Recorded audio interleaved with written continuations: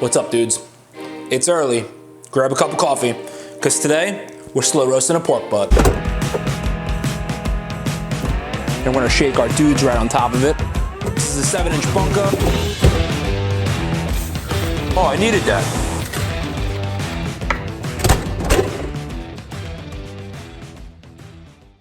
Dudes, on this channel, we make food easy and delicious. We're doing a pork butt today. This pork butt's been brining overnight.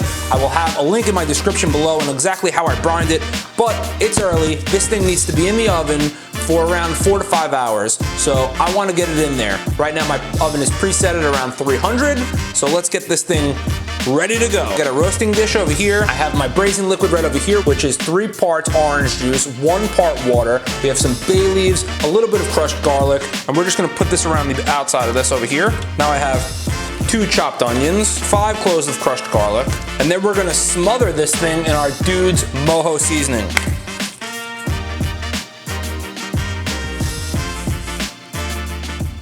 Now we're gonna double wrap this thing in tin foil.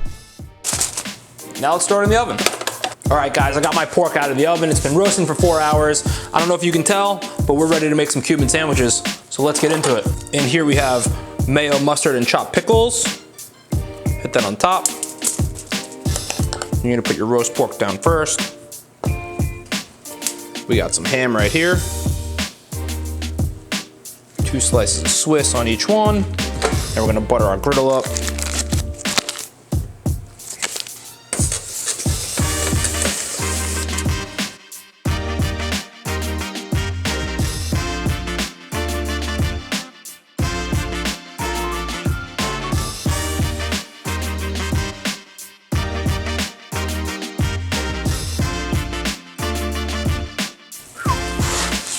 These sandwiches look great. Cut them on a diagonal.